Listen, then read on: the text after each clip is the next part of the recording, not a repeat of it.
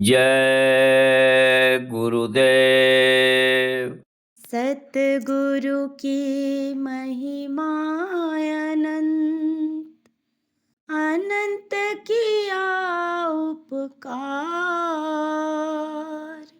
लोचन अनंत उगाड़िया, अनंत दिखावण हार। लोचन अनंत उघाड़िया, अनंत दिखावण हार।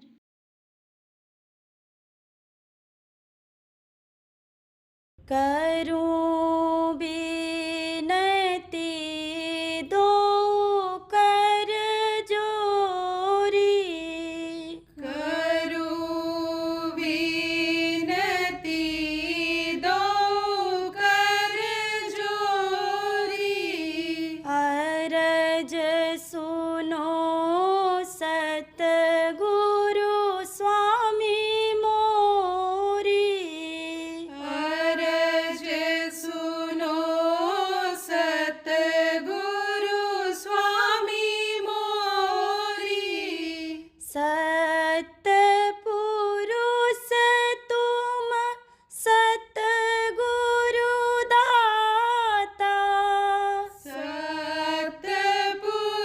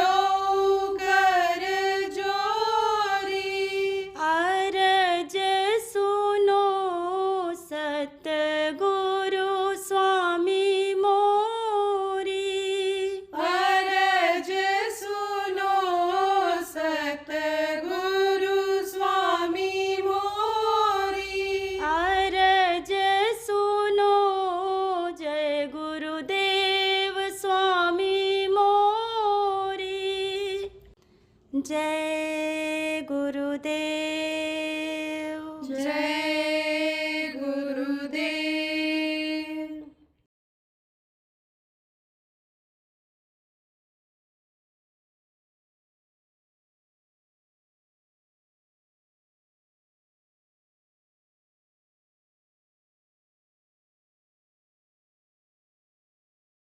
आप जो पुराने सत्संगी हो, सुनाया गया है आपको कि काल भगवान का देश है और काल भगवान तपस्या करके सतलोक से सत्पुरुष से मांग करके ले आए थे जीवात्माओं को और अपने अधिकार में उन्होंने कर लिया, उनकी डोर को अपने हाथ में ले लिया। लेकिन संत जब आते हैं यानी पैदा माँ के पेट में ही यानी पल करके होते हैं, इसी धरती पर रहते हैं, लेकिन सबसे पहले वो अपना काम बनाते हैं, अपनी आत्मा को जगाते हैं।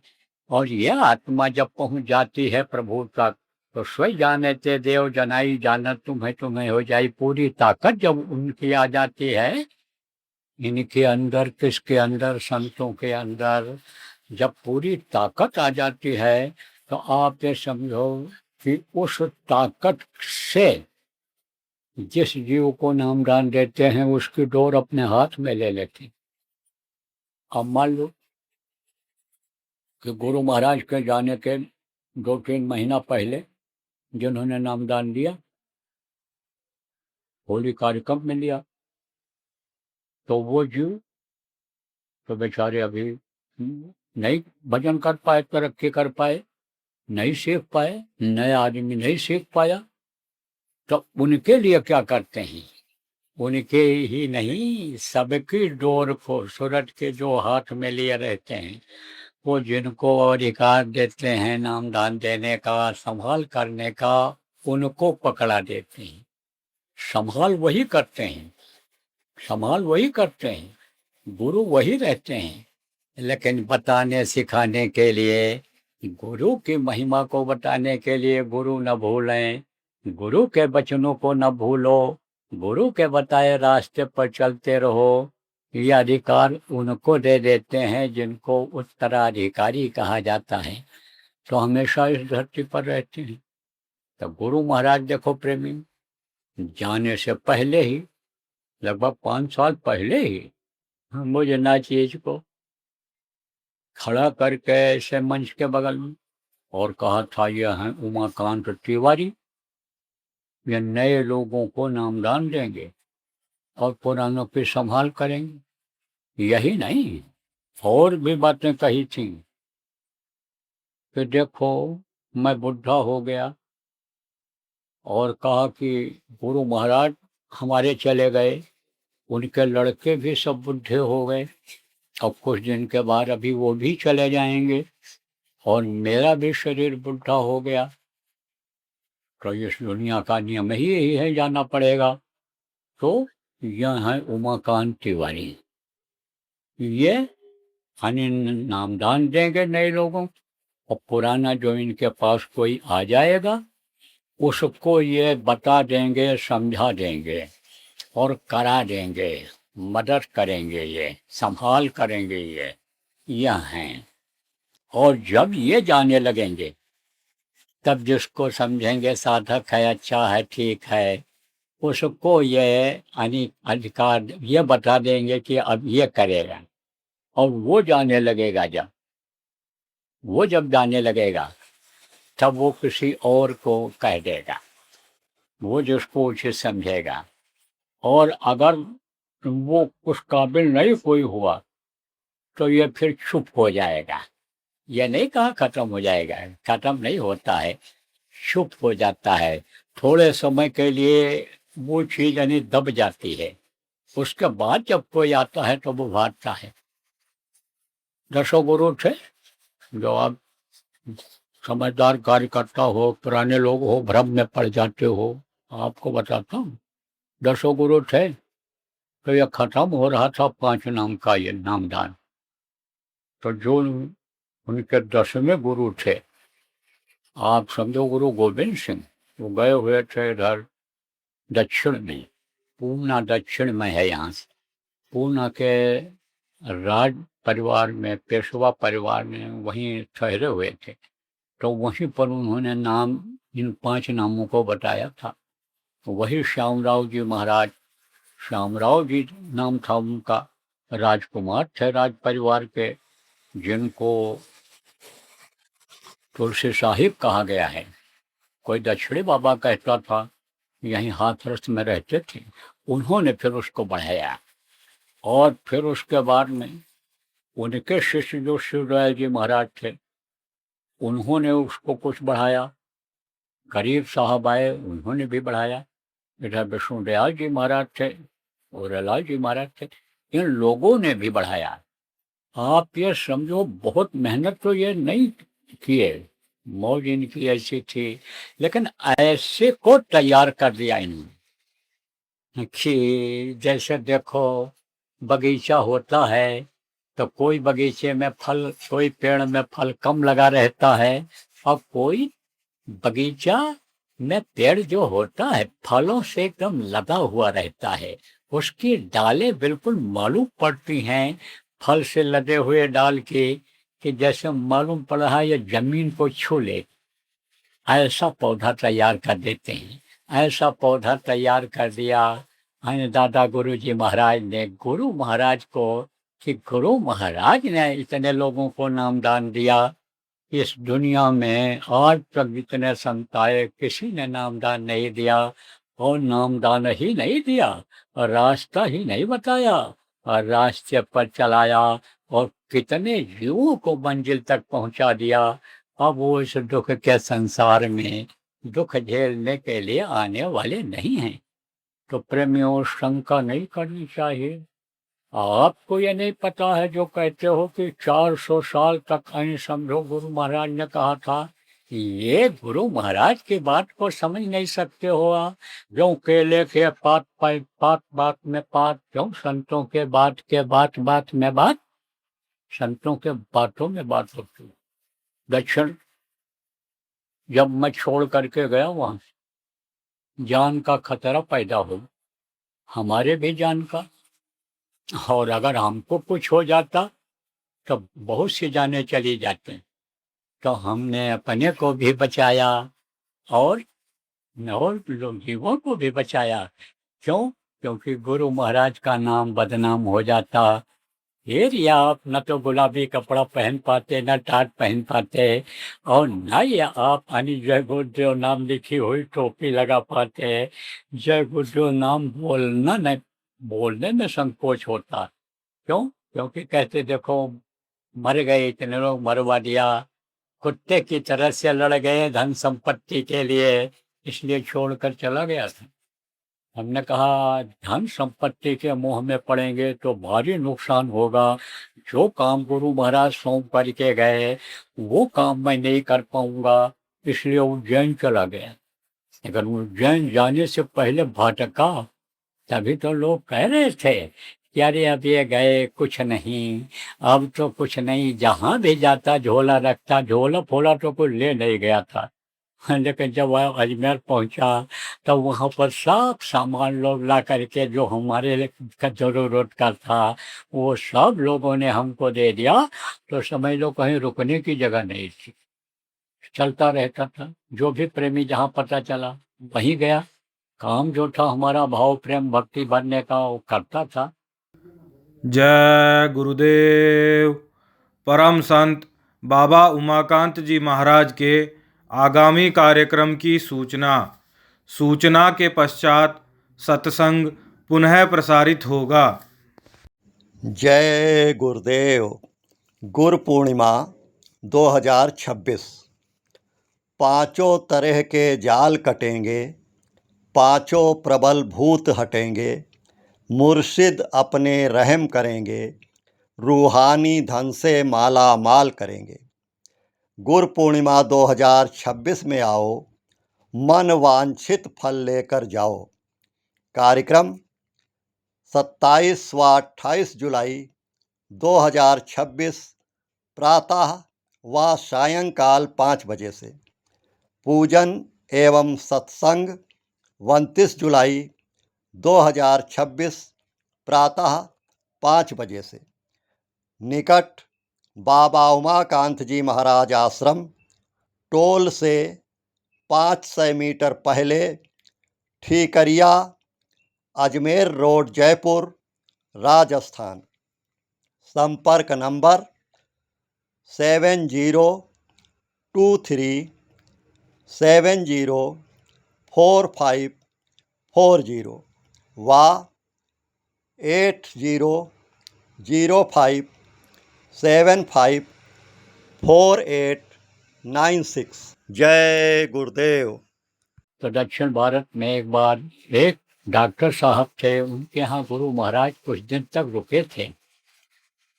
उनके यहाँ गया तब वो बड़े सम्मान के साथ ले गए, बैठाए और अपनी बात बताए कि गुरु महाराज की खबर जब आई कि अब वो नहीं रहे तो मैं बहुत रोया, लेकिन इस बात पर रोया कि अब हमारी छाया यानी छत्र छाया हट गई, अब हमारा कौन मददगार होगा, कौन संभाल करने वाला होगा।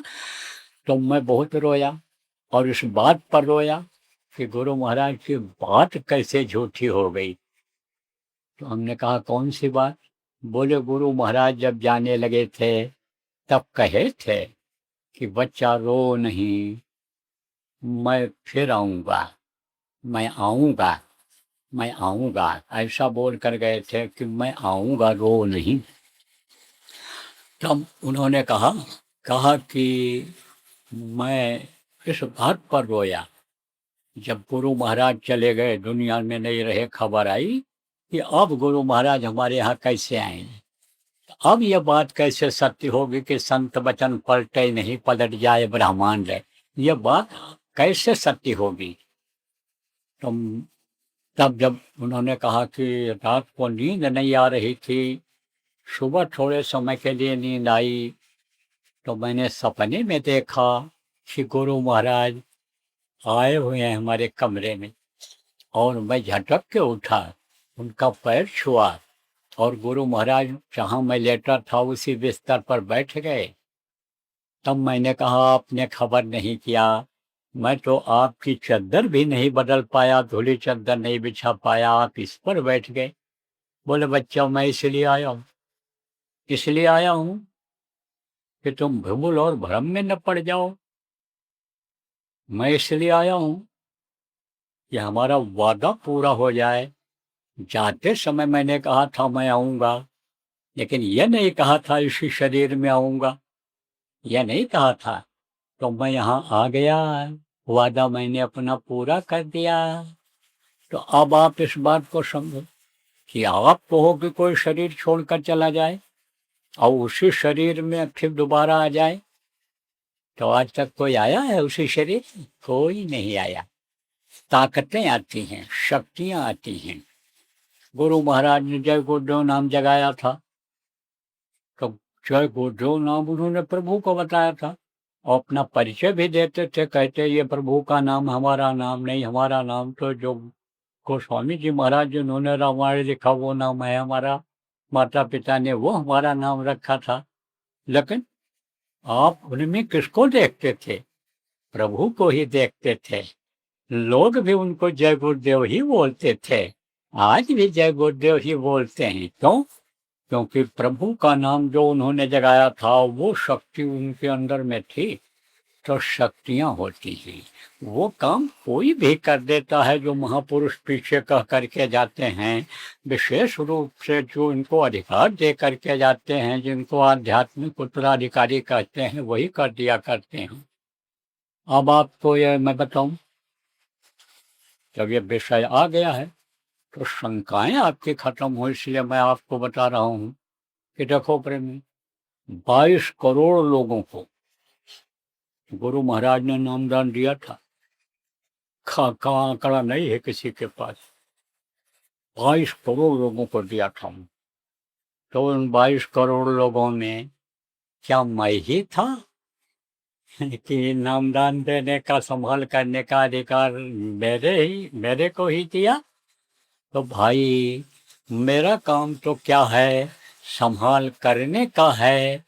तो सबकी संभाल करनी है मुझे।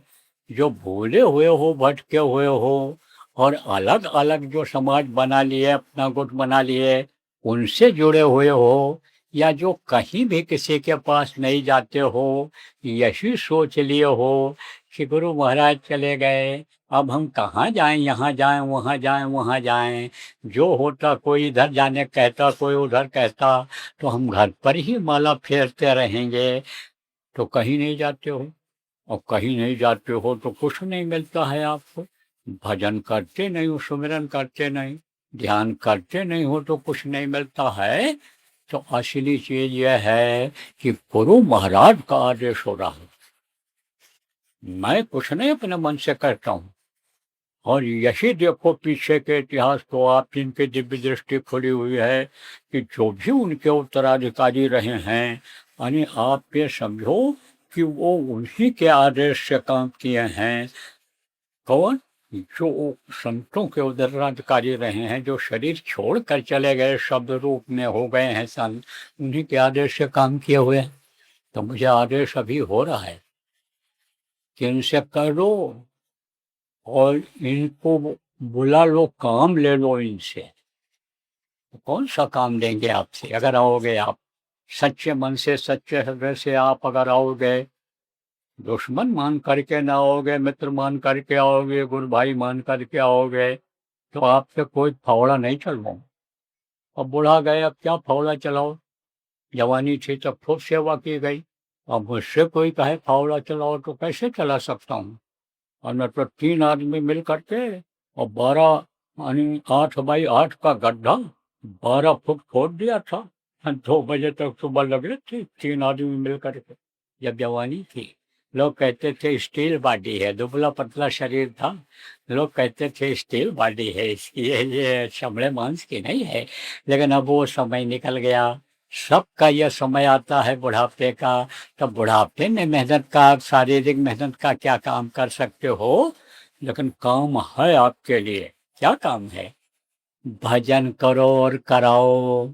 इस समय पर जो बैठने की आदत लोगों की छूट गई है, और कर्मों को जो इकट्ठा किए हुए हैं, जिसकी सजा पा रहे हैं, तो बैठने की आदत डालो। इस समय जो अभियान चल रहा है नाम धुनी का, 4 घंटे का, 24 घंटे का, 3 दिन का, 5 दिन का, 9 दिन का, जो गुरु पूर्णिमा तक अभी चलेगा, इस अभियान को आप चलाओ। बैठो उसमें, बैठाओ, आदत डालो, कर्मों को काटो, सफाई करो, फिर उसके बाद में भजन पर बैठो, लोगों को बैठाओ। यही आपके लिए काम है। तो यह आदेश है, यह मौज है इस समय की, गुरु महाराज की मौज है कि जो आदेश का पालन कर ले जाएंगे, उन पर दया हो जाएगी। सच पूछो प्रेमियों, दया इस समय देने के लिए तैयार हैं, जलवा दिखाने के लिए वो तैयार हैं, जो ऊपरी लोकों में हो रहा है। और जिस समय को अगर निकाल दोगे तो समय चूक पुण्य का पछताने। ये देखो बरसात हो ही रही है, अब इस समय जो अपने खेत की मेड़ बांध देगा, पानी रुक जाएगा, धान लगा देगा, भर पेट खाएगा। और जो मेड़ नहीं बांधा उसका पानी निकल जाएगा, फिर वो क्या धान लगाएगा, क्या कमाएगा, क्या खाएगा? तो ऐसे ही यह ऐसी कमाई है, आध्यात्मिक कमाई, यह ऐसा धन है कि जब तक यहाँ रहोगे तब तक अनसुखी रहोगे, इस धन से माला माल रहोगे। और जब शरीर छोड़ोगे तो यही भजन तेरे संग चलेगा, यही यानी समझो आध्यात्मिक धन तेरे साथ जाएगा, और वो वहाँ आपको फल दिलाएगा। ठोस चीज है, कहा ना, सार सार को गह रहे ठोठा दे उड़ाए, यह सारी चीज है। आप पे समझो ठोस, सार माने लोहा जिसको कहते हो, ठोस चीज है। तो ठोस चीजें जो होती हैं उसके कीमत ज्यादा होती है। सोना हो, चांदी हो, हीरा हो, लेकर कहीं भी किसी देश में चले जाओ तो उसकी कीमत हो लगेगी, कोई चीज की कमी नहीं रहेगी। और रुपया भारत का लेकर अमेरिका, लंदन, ब्रिटेन चले जाओ तो एक अन्नी नहीं मिलेगा, भूखे मर जाओगे, एक कप चाय भी कोई नहीं देगा। तो अब आप इस बात को समझो कि वो प्रकृति की चीज़ है, प्रकृति की बनाई हुई चीज़ है, कुदरत ने बनाया है। हर कुदरत की बनाई हुई चीज़ की कीमत होती है, और इन नोटों को आदमी ने छापा है, इसलिए इसकी कोई कीमत नहीं। तो अब आप ये समझो प्रेमियों, बच्चों और बच्चियों, कि इस वक्त पर चेतने का समय है। तो मैं आपको नाम के बारे में बता रहा कि सुखी वही जो नाम आधार। तो वो सुखी करने वाला वो कौन सा नाम है? वह है ध्वनियात्मक नाम, जो सुना जाता है, मुंह से नहीं बोला जाता है, वो ध्वनियात्मक नाम है। और जो मुंह से बोला जाता है वो है वर्णात्मक नाम। तो वर्णात्मक नाम भी हमेशा रहा है और ध्वन्यात्मक नाम भी हमेशा रहा है। तो लेकिन ये जो वर्णात्मक नाम है मुंह से लेने वाला, ये नाम जो गोस्वामी जी ने कहा, नाम रहा संतनाधीना, संत बिना कोई नाम न चीन्हा, यानी वो संतों के अधीन होता है, वक्त के महापुरुषों के अधीन होता है।